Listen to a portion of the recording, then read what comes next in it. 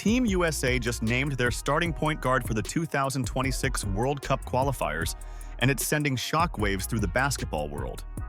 After Caitlin Clark's injury-plagued 2025 season, many questioned if she could still compete at the international level.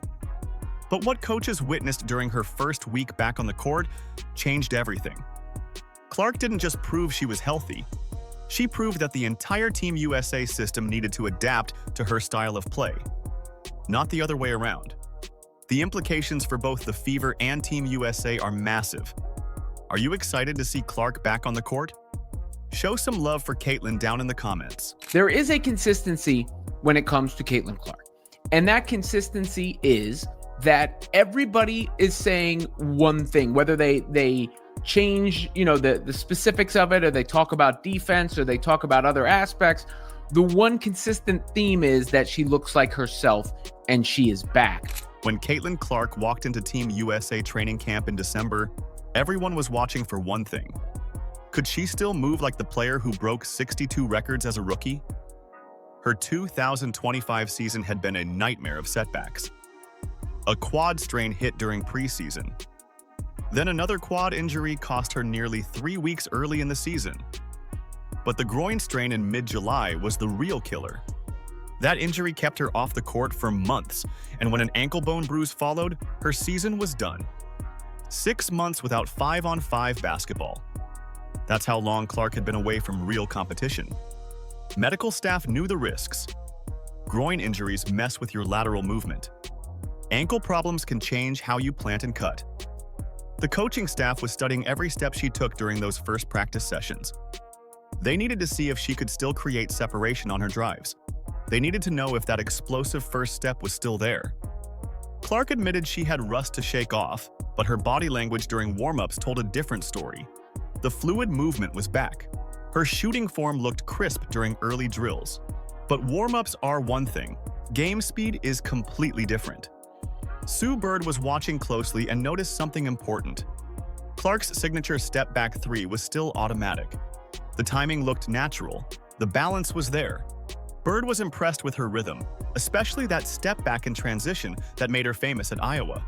Caitlin Clark back on the court, super impressed with Caitlin just being engaged while she was out and getting back to being able to play. It was a combination of USA players going against USA players and then also USA players going against the scout team, which is just players from small colleges all across North Carolina sort of helping out with that scout team practice. And, she looked like Caitlin. The step back three was there, the passes were there. Other veterans were doing their own evaluation. They watched how Clark moved without the ball. Any hesitation when changing directions? Any compensation patterns that might signal lingering issues? The international pace is relentless. Players need to be able to handle contact and keep moving. One awkward step or missed cut could expose weakness that opposing teams would target mercilessly. Sabrina Merchant from The Athletic was there watching everything unfold. She saw Clark's passing skills looked intact. The court vision was still sharp. Annie Costabile from Front Office Sports focused on the overall health assessment. Both observers came away with positive impressions. But the real test would come during scrimmage action when bodies started flying and the tempo picked up. FIBA, naturally, just a lot more physical than other levels of basketball, even more physical than the WNBA. So having to see Caitlin go at scouting players who were, instructed to play at a FIBA level of physicality was interesting considering how long she's been out and the fact that she's still ramping up injury-wise, but she looked good. She was just so happy to be there. Clark declared herself 100% healthy when asked directly. Bold words from someone who'd spent months rehabbing. But her on-court performance backed up every word of that claim. The lateral quickness was there when defending smaller guards. The explosion to the rim looked effortless. She was finishing through contact and getting to her spots without any visible limitations. This health confirmation opened doors that had been closed all season. Suddenly, coaches weren't just evaluating whether Clark could contribute. They were evaluating how much responsibility she could handle. The starting point guard role became a real possibility instead of a distant hope. Her physical readiness meant they could start building systems around her unique skill set rather than working around her limitations. Something weird started happening during those first scrimmages. Veterans who had been playing together for years were suddenly out of sync. De'Erica Hamby caught one of Clark's passes and brought the ball down instead of keeping it moving. That's not what you do with Clark's passes. Her rhythm operates on a completely different level than what these players were used to. When she was not playing with Aaliyah Boston, some of the bigs didn't know what to do with her passes. There was one time where she passed it to Hamby, and Hamby brought the ball down. It's like, you can't do that. This is not. You have to keep it up, right? Straight up. Just not expecting where that was coming. Clark's passes were ahead of the play. She was seeing opportunities before they fully developed. The timing was throwing off even experienced national team players. Hamby wasn't the only one struggling to keep up. Other veterans were hesitating when they should have been cutting. They were pausing when they should have been moving. Caitlin makes the post entry pass to Hamby, the kind of pass that only Caitlin Clark can make. And Hamby puts the ball on the floor as was described here. You'll see it. So some ball movement at the top of the key. Caitlin has it here. And she's going to make the kind of pass once she gets it back here that really only she would make. And that's a hell of a post entry pass, but she did put it on the floor there, winds up getting blocked and going the other way. So, that's part of getting used to playing with Caitlin Clark. If you remember at her rookie year, a lot of her teammates dropped a lot of passes, I think, that they weren't prepared for because she sees things before they kind of happen. Clark's court vision was operating faster than the rest of the team could process. She'd thread a pass into a space that looked empty, but she knew a teammate would be there in half a second. The problem was her teammates weren't moving at that speed yet. They were thinking at the old pace while Clark was already 3 steps ahead mentally. The coaching staff started paying attention to these timing issues. Players were late to cuts. They were missing windows that Clark was creating with her passes. When she'd kick the ball out after drawing defenders, teammates weren't ready for the quick release opportunities. They needed time to process what Clark had already seen developing.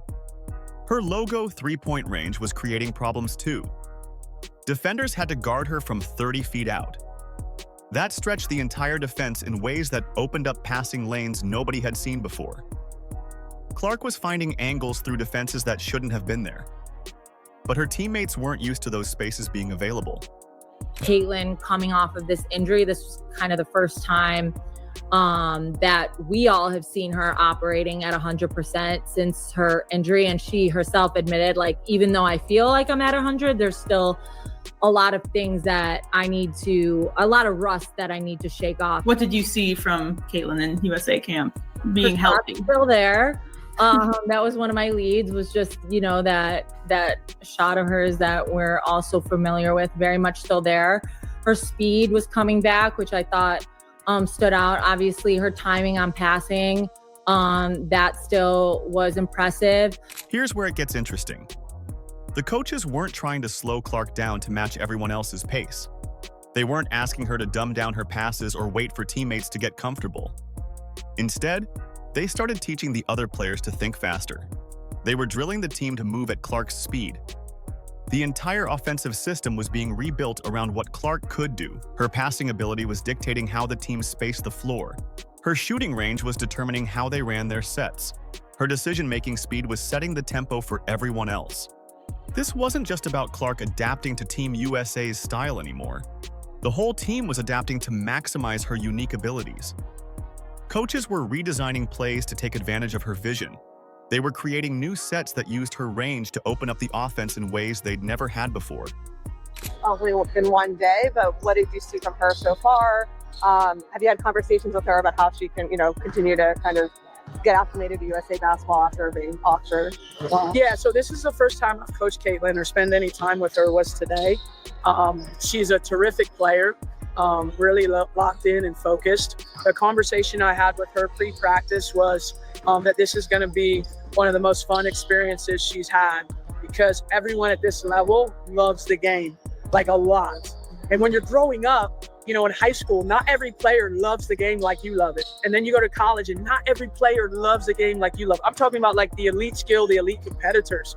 Then you get here and you're like, whoa, there's more people like me. It's just fantastic. One partnership at Team USA camp was creating serious buzz among coaches for a very specific reason. Caitlin Clark and Aaliyah Boston looked like they'd been playing together for years. Well, they had been. Their chemistry from the Indiana Fever was translating perfectly to the national team level. While other players were still figuring out Clark's tendencies, Boston was already reading her mind. Here's where it gets interesting. When Clark wasn't playing with Boston, the bigger players on the team struggled with her passes. Veterans were getting caught off guard by Clark's timing. But Boston? She was catching everything cleanly and finishing in traffic like they'd run these plays 1,000 times before. Their pick-and-roll combinations were creating serious problems for defenders. Clark would come off the screen and Boston would roll perfectly to the rim. The timing was automatic. The spacing was perfect. International teams aren't used to dealing with a point guard who can shoot from logo range and a center who moves like Boston does. That's a matchup nightmare waiting to happen. So here you see you have De'Erica Hamby and Kelsey Plum, both of them on Caitlin Clark, because that's the way it goes. Caitlin Clark demands a lot of attention, which creates opportunities for other people, which you're going to see right here. That other person, by the way, is AB. It's been a while since we got to see that CC-AB connection. Boston's ability to finish Clark's passes in traffic was giving coaches a glimpse of what this duo could do on the world stage. Clark would thread passes through defenders that shouldn't have been possible.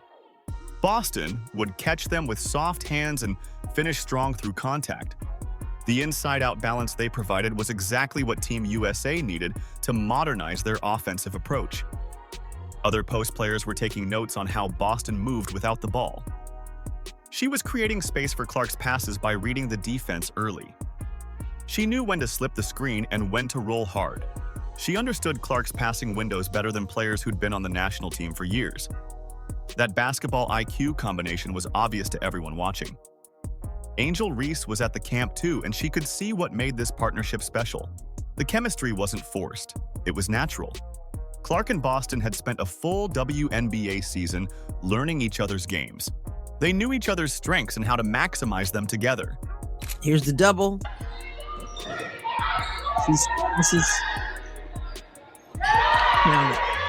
This is very important because when CC comes back next season, just as we saw when she was able to play in her second season and also in her rookie season, she doesn't mind giving the ball up. And so if other people can catch and shoot, again, it's going to be huge. The presence of Indiana Fever head coach Stephanie White as an assistant coach for Team USA made the connection even stronger. White understood how to use this duo effectively because she'd been coaching them all season. Having that familiar voice on the sidelines gave both players extra confidence to play their natural games. This partnership was becoming the foundation for something much bigger than individual success. Coaches weren't just seeing two talented players working well together. They were seeing the core of a new Team USA identity. The Fever's style was influencing how the national team wanted to play basketball. Their chemistry was proving that the Fever's core could be the backbone of Team USA's new era. Clark and Boston were setting up both themselves and their teammates for expanded roles that would define the next Olympic cycle. I just want her, just like all the other players, to enjoy the experience, enjoy being with like-minded people. And I thought she looked good, on both ends. And I thought, that she hadn't missed a beat. Head coach Kara Lawson was watching something develop at this Duke University training camp that would reshape Team USA's long-term strategy. This wasn't just about evaluating players for the 2026 World Cup qualifiers. Lawson was building the foundation for the next decade of American basketball dominance. The young core featuring Clark, Boston, Paige Bueckers, and others was showing the potential to carry the program through multiple Olympic cycles. Traditional Team USA systems were being challenged by this new generation's pace and style of play. The old approach relied on size and athleticism to overpower international teams. But this group was different. They played faster. They thought quicker. They created opportunities that previous teams couldn't even see. Lawson had to decide whether to force them into the traditional mold or build something completely new around their strengths. Clark's leadership as the starting point guard was bringing out the best in players who had never played together before. Boston was feeding off Clark's energy and finding new ways to contribute. Other young players were stepping up their games because Clark's standards were so high. She wasn't just running plays. She was setting the tone for how hard this team would work and how smart they would play. Yeah, I thought she looked great, right? I mean, here's a player that didn't get to play this summer, all in, didn't get to play a lot of basketball really in the last year plus. So for this to be the first day back, she looked great. You know, the things that are going to be hard is always the conditioning part. It's really hard to get in basketball shape without playing basketball. So I'm sure that's going to, you know, come as the camp comes. But she looked great regardless outside of that. And the other thing is like rhythm. Right? You got to find your rhythm. And, you know, I'm sure everybody saw that one step back in transition she had. So the rhythm looks great. But more than anything, you want all these players to just be around each other, right? Off the court, on the court. The 2026 World Cup qualifiers in Germany were becoming a testing ground for lineups that could dominate in Los Angeles. Every combination Lawson tried during camp scrimmages was being evaluated for its potential 2 years down the road. The chemistry between Clark and Boston was obvious, but how would they fit with other pieces? Which veterans could adapt to their pace? Which young players deserved longer looks? International scouts were already taking notes on how this young American team was evolving their approach. The traditional Team USA playbook was getting rewritten in real time. Other countries were studying film from these camp scrimmages to understand what they'd be facing in upcoming competitions. The element of surprise wouldn't last long once this group started playing internationally. Angel Reese spoke about the selection process during camp. "Everybody wants to make the team," she said. "They didn't just select us for no reason. They handpicked us because they thought we would bring something to the table." That mindset was exactly what Lawson needed. Players understood they were chosen for specific reasons and specific contributions. Competitive practice, obviously a lot different. I've been working out and playing pickup and stuff like that, but to be in an environment like this, it really boosts itself. Are you Feel at good, 100? Is that at 100%? Yeah. Yep. Obviously, I need to knock off a little bit of rust with my legs back, but my body feels really good. I feel like I'm in a really good spot, so main goal is to stay there. Clark's return statement captured the bigger moment perfectly. "It feels nice to finally be back to 100%, she said. "I did everything I could to try to be able to come back and be able to play for my team, but it just didn't really work." Her honesty about the injury struggles made her current dominance even more impressive. Team USA was building an identity around Clark's vision that could revolutionize how they compete internationally. The foundation being laid at this Durham camp would give the Fever players invaluable experience while creating excitement for what's coming in 2026 and beyond. Los Angeles 2028 was starting to look like the perfect stage for this group to make history together. Clark's domination at Team USA camp proved she's not just back from injury, she's evolved into the leader this generation needs. Her court vision and passing ability forced veterans to adapt to her pace instead of the other way around. The partnership with Boston and the chemistry with this young core sets up the Fever for an incredible future. Their connection became the foundation for how Team USA wants to play basketball moving forward. The blueprint for Los Angeles 2028 is taking shape around Clark's unique skills. This Team USA squad is ready to redefine American basketball on the international stage. Are you excited to see Clark back on the court?